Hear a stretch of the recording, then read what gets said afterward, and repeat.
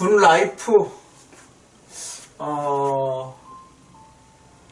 저자는 군 라이프를 서문에서 우리가 깨작에서 나눴지만 삶의 균형과 확장이라고 얘기했어요. 삶을 어떻게 균형 있게 살고 어떻게 확장할 것인가, 그것을 군 라이프라고 정의하는 거죠. 그러려면 행복이라는 거를 좀 너무 좁게 보지 말라고 얘기하죠. 사실은 행복이 되는 책인데 행복을 좀 좁게 보지 말라는 이유는 뭐냐면, 행복에 대한 정의가 너무 우리 삶을 구속하는 우연이나 또는 감정이나 또는 운명이나 이런 것들로 너무 좁게 보는 거예요. 또는 남들이 얘기하는 사회적 통념, 많이 가져야 된다든지 이런 것들로만 정의하는 것, 그러니까 너무 좁게 보는 거죠. 그게 아니라 삶 전체로 봐야 된다. 그래서 굿 라이프라고, 행복한 삶은 어떤 감정이나 어떤 좋은 감정이나 이런 것으로 되는 게 아니라 삶 전체로 봐야 된다. 그래서 굿 라이프라는 걸 썼다고 이제 이야기합니다. 저는 여기서 삶의 전체로 보다라는 것 속에서 경험을 산다는 이야기가 참 이렇게 눈에 들어왔어요. 경험을 산다. 아이들을 위해서는 저는 경험을 사야 된다고 많이 생각했거든요. 그래서 놀토도 많이 준비를 했었고 상당한 비용을 들이면서도 이런 부분을 많이 했어요. 그리고 많이 어디 가려고 노력했고, 특별히 박물관이나 아이들이 뭔가를 경험할 수 있는 걸 많이 했는데, 지금 생각해보면 저 자신에게도 이게 필요한 것 같아요. 경험을 하는 것.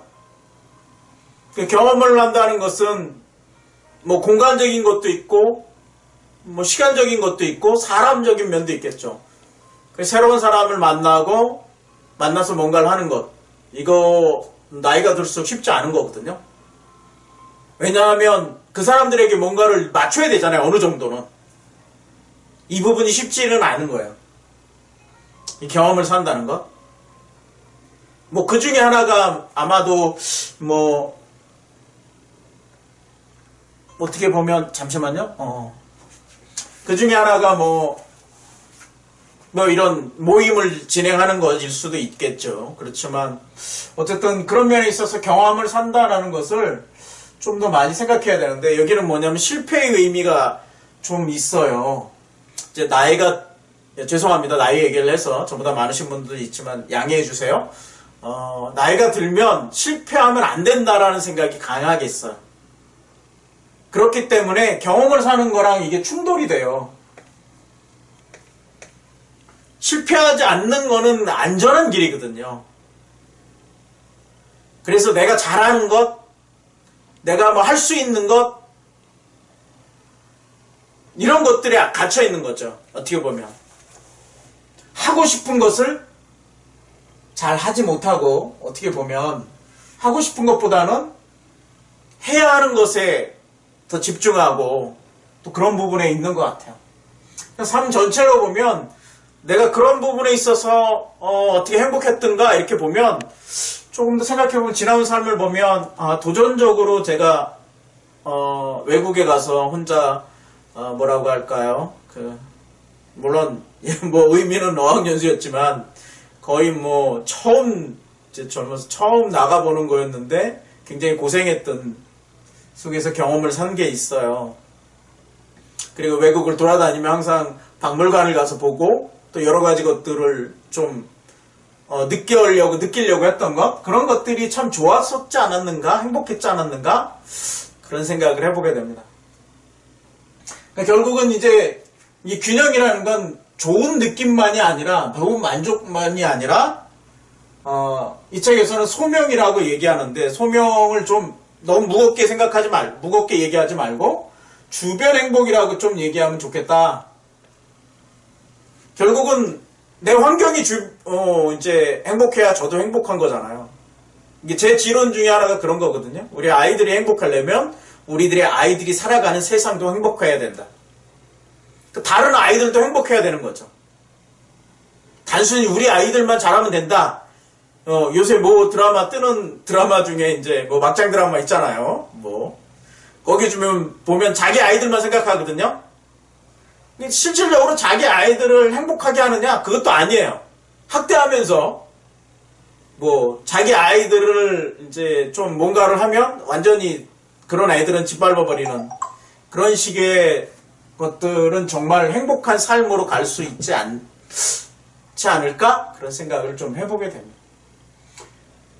우리 삶에 있어서 이 두 가지가 중요하죠. 그래서 즐거움만 아니라 의미도 가져야 된다.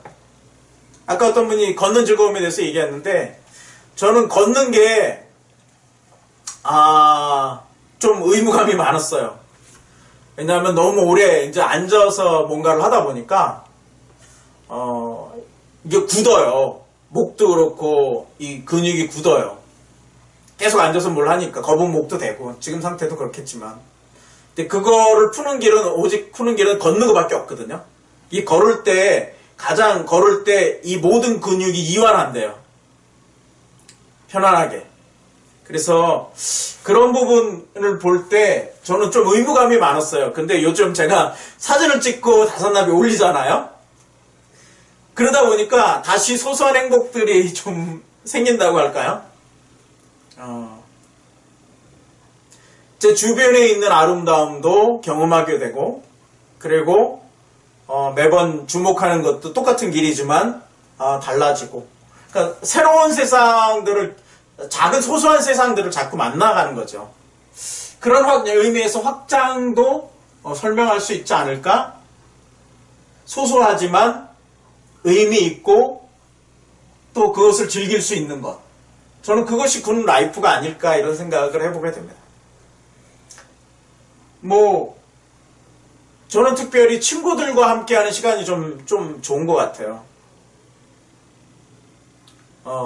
사람들을 만나고 친구와 함께 맛있는 음식을 먹고 또는 함께 걸어 다니고 또 그 인생에 대해서 같이 이야기할 수 있고 굉장히 큰 행복이라고 생각합니다. 저는 그래서 이것을 세 가지 정도로 좀 이렇게 압축해 볼 수 있지 않을까? 제 나름대로 저의 입장에서는 뭐냐면 관계죠.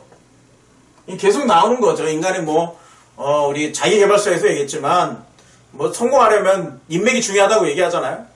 까놓고 핵심이 전부죠. 인맥이. 성공에 인맥 없이 어떻게 성공하겠어요. 사회인데. 그쵸? 그 관계란 말이에요. 관계. 근데 그런 관계가 성공뿐만 아니라 삶의 행복에 있어서도 굉장히 중요한 역할을 하는 거죠. 그런데 친구 관계를 계속 유지하는 것은 노력과 시간이 필요해요. 이게 만만치 않습니다. 그 사람들과 어떤 또 중요한 사람일수록 이게 많이 필요해요. 이 균형이 필요한 거죠. 또 하나는 뭐냐면 시간 투자예요. 시간 투자. 아까 이제 돈으로 살 수 있는 시간이 뭐냐고 했는데 저는 이게 투자예요. 돈으로 살 수 있는 건 투자입니다. 시간을 산다는 거죠. 저는 주식을 할 때 중요한 게 얻은 게 있어요. 뭐냐면 저희 선생님이 뭐냐면 주식을 사거나 가격을 사는 게 아니다. 뭘 하냐면 시간을 사는 거라고 얘기해요. 그래서 중장기로 투자를 하는 거거든요. 어떤 회사나 물론 가격이 높아질 걸 예상하고 하는 건 맞아요. 근본적으로. 그렇지만 결국은 가장 적합한 타이밍을 고를 때 중요한 것은 시간을 보는 거죠. 올라갈까 내려갈까가 아니라 시간적으로 저 회사가 또는 저 이슈가 저는 테마가 앞으로 시간적으로 뭔가를 이룰 거기 때문에 그거를 사는 거야. 시간을 기다리면서. 부동산도 아마 저는 같은 개념이라고 생각합니다. 왜냐하면 그것이 뜰 것을 예상하는 거지만 뜰 때 바로 딱 사면 얼마나 좋겠어요. 근데 그걸 못 맞춘단 말이에요. 그리고 맞출 수도 없고요. 그러니까 뭐예요? 내가 그걸 갈 수 있는 시간을 아예 돈으로 사버리는 거죠. 미리. 적정한 금액으로 아니면 낮은 가격으로 시간을 사버리는 거예요. 그리고 기다리는 거죠. 결국은 투자라는 것은 시간을 사는 거란 말이에요. 이제 뭐 팁을 드리면 최 소장님이 그 분석하면서 뭐냐면 시간으로 전부 이긴다 그래요. 사갖고 10년 동안 갖고 있으면 모든 폭락과 손실을 만회하고도 뭐 몇 배의 수익을 낼 수 있어요. 약 10년간 정도 한다면.